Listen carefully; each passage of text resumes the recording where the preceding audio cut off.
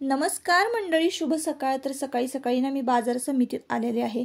सकाळी सकाळी ना ताजा शेतकऱ्यांकडून इथं माल मिळतो, भाजीपाला मिळतो। मग मी इथंच घ्यायला येते आणि ना 1 किलोच्या प्रमाणामध्ये सोललेला लसूण सुद्धा इथं मिळतो 80 रुपये किलोनी, आणि बिन सोललेला लसूण सुद्धा ना 80 रुपये 90 रुपये किलोनीच आहे। तर म्हटलं चला 1 किलो सोललेला लसूण आपल्या इथं फ्रेश मिळतोय, तर मग लसूण घेऊन आले आणि 1 किलो खोबरं खिसून घेतलेलं आहे। 1 किलो लसूण, 1 किलो खोबरं आणि 2.5 किलो कांदा या प्रमाणामध्ये मी घेतलेलं आहे। आता मी करते तरी काय, तर ताईंनो, सातारकर कशा पद्धतीचं लाल तिखट खातात ना, हेच मी आज तुमच्याबरोबर शेअर करणार आहे। तर बघा, 1 किलो खोबरं आहे ना खिसून घेतलं, छान भाजून घेतलेलं आहे। एकदम मस्त क्रिस्पी होईपर्यंत भाजायचं आहे।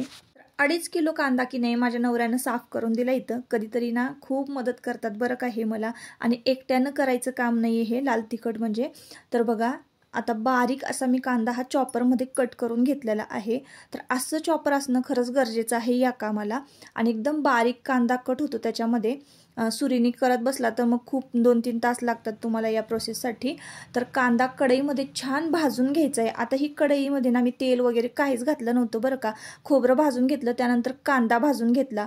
कांदा ना बघा अशा पद्धतीनं व्हायला पाहिजे, छान गुलाबी, आणि फुल गॅसवर आपल्याला हा कांदा भाजून घ्यायचा आहे। आता इथं आपल्याला हे मिक्सरचे भांडे लागणार आहेत, तर या पदार्थाला कुठलाही पाण्याचा हात लागता कामा नये। मिक्सरचे भांडे मी स्वच्छ करून उन्हामध्ये वाळवून ठेवले होते आदल्या दिवशी। मग त्यानंतर खोबऱ्याच्या आवाजावरूनच तुम्ही ओळखाल की खोबरं मी कसं भाजलं होतं।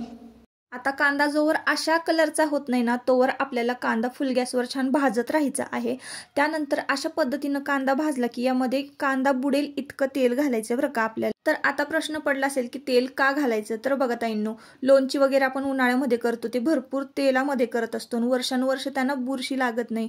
म्हणूनच आपल्याला लाल तिखटामध्ये ना कांदा भाजताना तेल घालायचं आहे, अजिबात पाण्याचा हात लागू द्यायचा नाही। म्हणजे वर्ष 2 वर्ष जरी तुम्ही लाल तिखट ठेवलं ना तसंच अजिबात खराब होणार नाही, आणि जसं जसं मुरेल ना तसं तसं चव भारी येणार आहे बरं का। आता कांदा भाजून झाला, लो टू मीडियम फ्लेमवर हा कांदा भाजून घ्यायचा आहे। संपूर्ण असा चांगला काळा कलर यायला पाहिजे कांद्याला। आणि त्यानंतर मिक्सरच्या भांड्यामध्ये ना मीठ घातलं, लसणाच्या पाकळ्या घातल्यात। आता वेगळ्या मिक्सरच्या भांड्यामध्ये की नाही मी खोबरं भाजून घेतलेलं ते हे बारीक करून घेतलंय, आणि मग त्याच्यानंतर वेगळं आपल्याला लसूण पेस्ट बारीक करून घ्यायची आहे। आता हे दोन्ही एकत्र करून सुद्धा तुम्ही बारीक करून घेऊ शकता, पण एकत्र बारीक केलं ना की लसणाच्या पाकळ्या तशाच राहतात। मीठ घालून लसूण जर वाटून घेतलं ना, एकदम फाईन पेस्ट तयार होते त्याची। कांदा बघा अशा पद्धतीनं भाजून घ्यायचा आहे। जवळजवळ मी 1 तास कांदा भाजत होते। लसणाची पेस्ट बघा किती छान एकदम सॉफ्ट आणि फाईन पेस्ट झालेली आहे। खोबरं सुद्धा तितकंच छान बारीक करून घेतलेलं आहे मी। आता एका टपामध्ये, मोठ्या टपामध्ये आपल्याला भाजलेला कांदा काढून घ्यायचा आहे तेलासकट, म्हणजे तेल पण आहे थोडंसं त्याच्यामध्ये।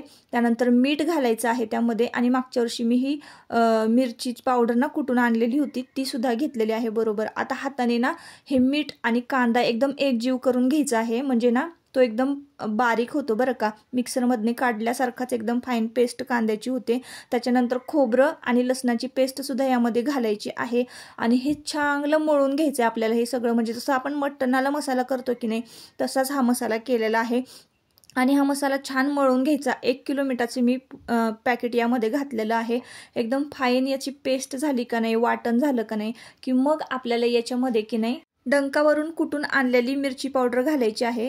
तर आता हळूहळू मिरची पावडर घालायची। आता मिरची पावडर किती घालायची, तर जेवढी या मसाल्यामध्ये बसेल की नाही तेवढी मिरची पावडर आपल्याला याच्यामध्ये घालायची आहे, आणि हा मसाला छान मळून घ्यायचा आहे। जोवर तो छान असा ओलसर होत नाही, एकजीव होत नाही ना, तोवर आपल्याला हा मसाला आहे ना छान मळून घ्यायचा आहे। तर अशा पद्धतीनं तुम्ही कधीही लाल तिखट करून बघा। तुमची भाज्या, आमट्या, कालवणं कशीही तुम्ही अगदी केलीत ना, नुसतं 4 लसणाच्या पाकळ्या चेचून जरी तुम्ही कालवण केलं ना तरी सुद्धा एकदम मस्त लागणार आहे, टेस्टी लागणार आहे। त्यामुळं असा मसाला ना, साठवणीचा मसाला तुम्ही घरामध्ये करूनच ठेवा। घरामध्ये कांदा, लसूण, खोबरं कधी असतं कधी नसतं, यासाठी हा मसाला केला जातो। नुसतं लाल तिखट टाकलं ना तेलामध्ये आणि बटाटा घातला तरी सुद्धा कालवण मटणापेक्षा भारी होतं। तर चला, बाय।